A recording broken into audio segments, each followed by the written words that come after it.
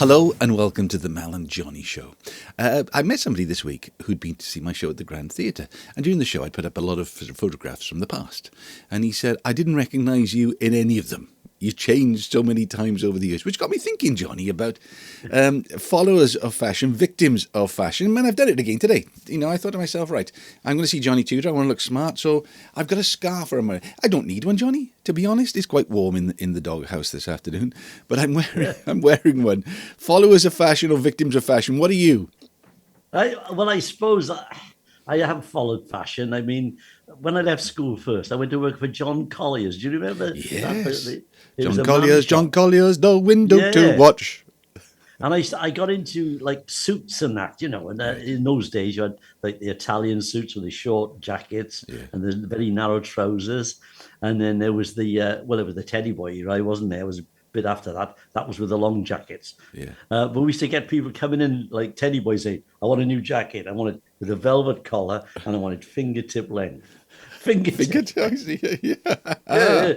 So, I've been into fashion for years. I mean, obviously, you've got to go with the fashion in show business, haven't you? Yeah, so most of your career, you would have performed in a suit?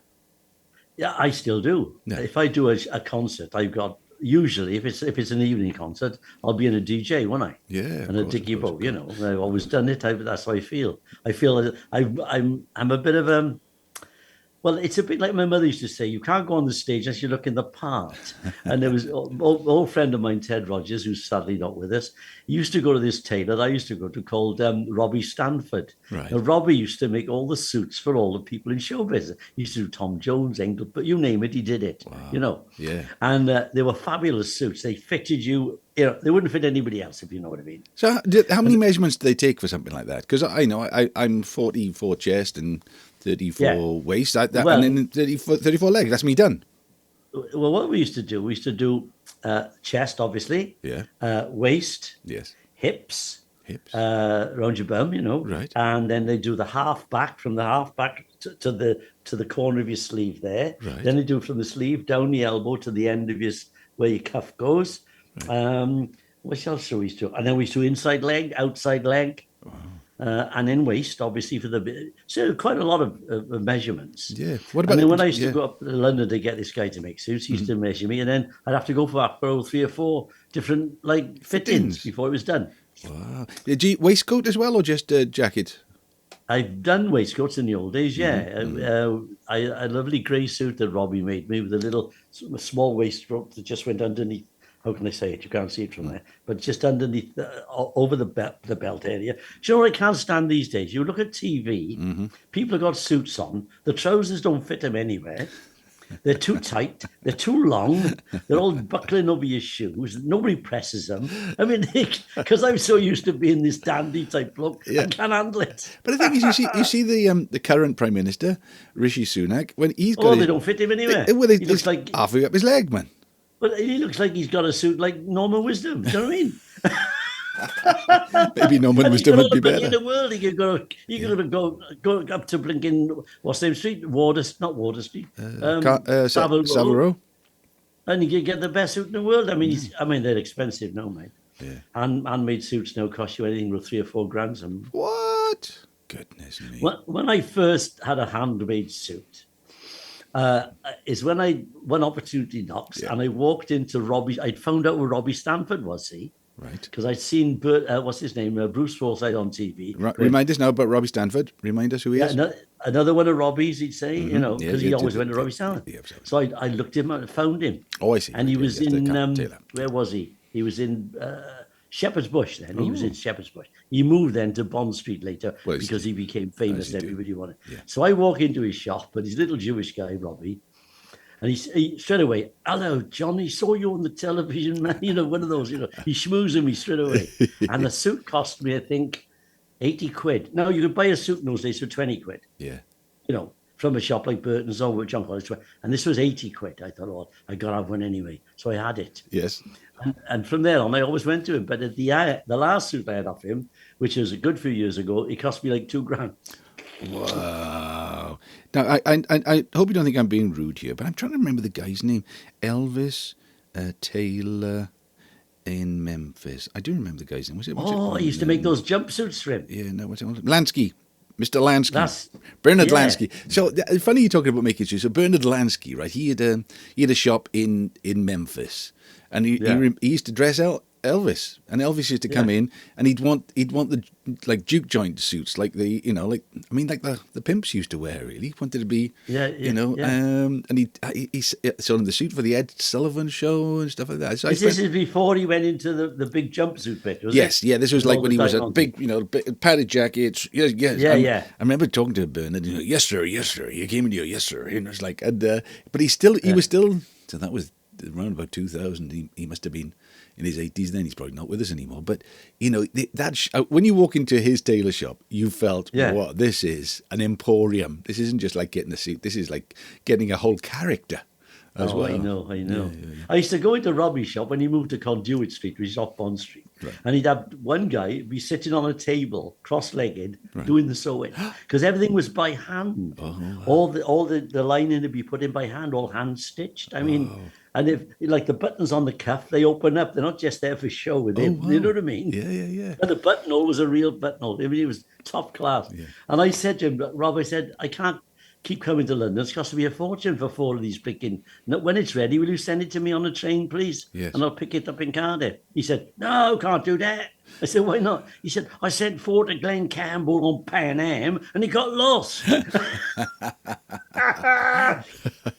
Red Star. Do you remember Red Star? That was the thing on the train, wasn't it? You could send a parcel from Paddington to Cardiff or to Swansea on the Red Star, and it would be there like and go pick it up 3 hours later. Right. Yeah. Well. Now then, we talked about you wearing suits, but I have seen you in like flowery shirts sometimes, and maybe a cravat. Oh yeah, that went through that period. That was the 70s, wasn't it? The flowery shirt. Or when I'm on the beach in Barbados, you mean? Yes, exactly. When I was doing one of those cruises. Yeah. Okay, it's funny. But also, the way suits have changed, though. If you remember, it was the little narrow lapels and the short jackets. Yeah. Then they went big wide lapels, didn't they? Yeah. And then the big kipper ties. Remember them? Yeah. Big wide ties, and then the bell bottoms, the big wide bell bottoms we used to have. Flares, yeah. Because I remember my Uncle Alwyn, right? My Uncle Alwyn, we Gospel Hall we were, and we remember having this discussion about what we should wear to church on a Sunday. Yeah. And I remember him saying to me, because I wanted to wear jeans, because I was 70s and Eagles and all that. Right. He said, if you're going to see the King, would you wear your jeans? In fact, you're going to see the King of Kings on a Sunday morning. Ooh. Okay. Well, I get my suit on. But we grew up wearing flares. I mean, just not, and then they went to bell bottoms. I mean, they were enormous. You could. Oh, massive, yeah. Platform shoes. Did you do platform shoes?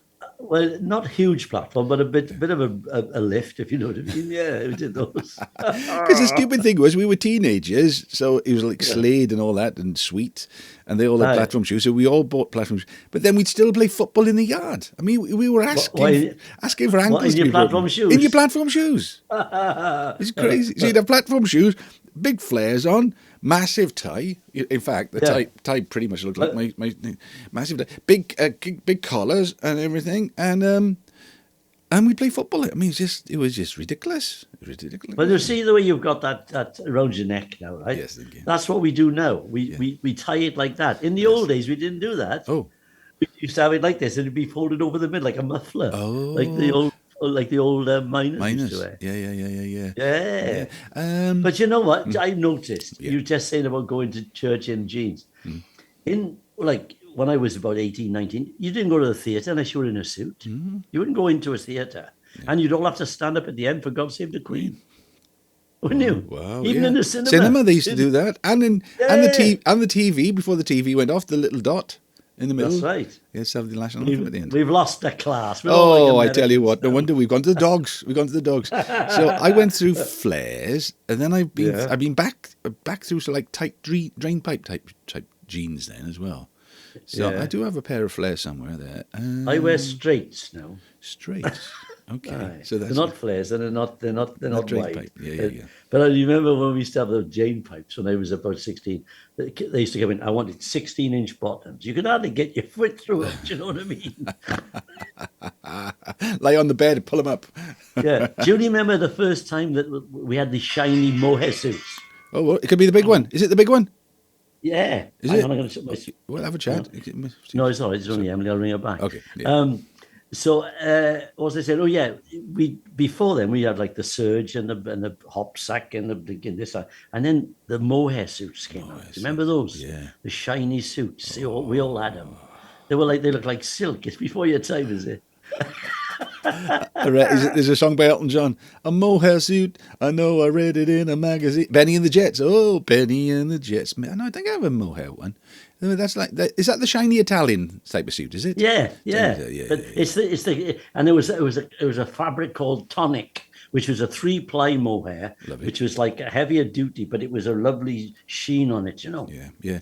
Oh no, it's all this stuff. Jeans. Now jeans with holes in the knees. Now nowadays, you sometimes you walk down the street and there's more bits, not in the jeans than there are in the jeans. They've got a I know. But I remember getting in trouble again on church days. I remember getting in trouble because they used to. It was like a camp when they pick on everybody, one person, and make fun of them and say, you have to. I think we had to go to court on this camp, and then they'd sentence you to doing the potatoes. And so I was wearing jeans which had a hole in the knee, which was quite trendy in those days, Johnny. And so I was hauled before the court, before the whole camp, and they said, Maldwyn, you've been spotted wearing jeans, and you've got a hole in your jeans. That's not right. I said, no, but the reason it happened was because I've been praying so much. I've been on my knees, and I got away with it. I didn't have to do spuds all week. Silver tongue.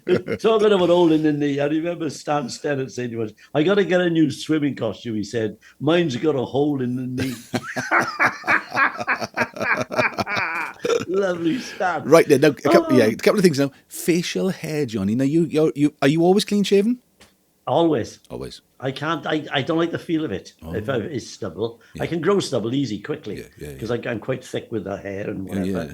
And I've never ever grown a beard. And yet, when I was a kid, 18, 19, all the hairdressers around town, the Flash boys, they all had these chiseled beards, And I wanted one, but I couldn't grow one then. I had no facial hair. Because I've been. You got a bit. You got a bit. I've been doing this one for a long time. This like the the goatee, and I remember the days when I. As you get older, you get the mascara and just fill in the gaps. And now I sometimes, well, I don't know, it's just being lazy, Johnny, but sometimes. But I usually take it down, but not to the wood anymore. I just sort of take it down, so it's got a little bit. With electric razor? Electric razor, yeah. I do the top, down to the wood, but I come up a little bit here, and just a little bit of. But everybody seems to have them these days. It seems to be normal. Yeah. Do you remember when you used to go to Spain years ago, or Greece, all the old boys had the stubble, didn't they? It's because they were too bloody lazy to shave, really. Well, exactly, Johnny. You've hit the nail on the head. Is there anything you wouldn't wear? Is there anything have you, can you remember being a fashion victim, or have you always managed to hold your own? Not really. Perhaps I was a bit too conservative, really. I mean, like you said, I wore a dress suit on the stage, whereas some boys went on with anything else. I remember a lovely line, I forget who said it now, some American comic. He's watching TV and he said, look at this guy. He's doing comedy, he's dressed for a felony. Because they go on stage now in a pair of jeans, don't they? They do. The comic stand-up guys, yeah. And I remember, I've got quite a lot of wear of it now. My red suit. Have you seen my red suit? Oh, you've seen your red suit? Yeah, yes. Nice suit, that is. Thank you very much. I bought it in TK Maxx, right? I saw it there. I thought, well, nobody else wants it. So and it fitted, just about, Yeah. And I remember bringing it home and the kids going, you'll never wear that. Yeah. Well, are they laughing now? Well, actually, they are laughing now when I wear it. They think it's funny. But no, it's good. It's a nice stage. It's just a nice stage. Because you're on stage, aren't you? You know. Yeah. I mean, don't look at me. Don't look. Oh, sorry, sound like Alan Partridge. No. Oh, don't look at me. Don't look at me. But that's part of the job, isn't it? You're supposed to. You've got to be part of. Yeah, you got to go with it, and you got to have a bit of this, a bit. And then Carnaby Street. Do you remember that big explosion? Oh yeah. Well, I remember. It was. Yeah, there was all the big flares and the blinking ties and all the bit, Afghan coats. Afghan coats used to stink like hell. But I wanted one, but they used to cure them some way, and it used to smell. Yeah. Do you remember? Oh yeah, yeah, and particularly when they got wet. Yeah, Get wet. you smelled like a dead dog, didn't you? When you were Parkers? Did you wear a? You were next generation over a parker, weren't you? We all had parkers. I know what a parker. I just remember now. It was platform shoes, wide trousers, big ties, and a parker. I had to have a parker. I always wanted. Harrington jacket. What's a Harrington jacket? A Harrington What's jacket. that? It's the jacket that Steve McQueen wears in the Thomas Crown Affair. Little sort of. Right. I think it was named after when. Well, like to the waist, a bit like a bomber jacket. Bomber jacket, everything. And it's sometimes got tartan in the inside. I think it was named after the guy. He was in Payton Place. It was Ryan O'Neill, but he played the part of somebody called Harrington in Payton Place, and he used to wear this little jacket. And Barracuda makers. Well, I used to like those. I mean, my grandmother was a very good tailor. She could sew anything. And I used to say to her, Nan, can you make me a little bomber jacket? And she'd say, I got an old Mac here, I don't know. And she'd cut it up and she'd make me one. Wow. Do you remember the what was it, Dot? The $1 Million Man or something, or $8 Million Man? Where they used to, we can rebuild. Oh, yeah, $6 Million Man. Yeah, Steve Austin. And he used to wear those, didn't he? Those little, like the trousers and the jacket, but like a bit like a Spanish jacket, really, just to the waist, you know. Yeah. One last thing, my grandmother and fashion. So I bought my own shirts when I was a teenager, and I had one, and it kept on disappearing from my wardrobe. Right. And I used to keep on finding it in the bin. So I'd go, I don't know. Eventually, I saw my grandmother put it in the bin. I said, "What, Mum? What are you doing?" "Yeah, I don't like this shirt." I said, "What do you mean?" Because it was a black shirt. She said, "Oh, it reminds me of the black shirts before the." During the war. Yeah, she said, you shouldn't be wearing this. You shouldn't be wearing." I said, "Mum," but it's funny. Fashion gets associated. With different things. I had a black shirt. I think I had a black shirt and a white pair of trousers. That was the outfit. That's smart. White flares and a black silky What colour shirt. shoes? I can't remember. Black, I expect. Oh, I can see you in white shoes. Black. Maybe white.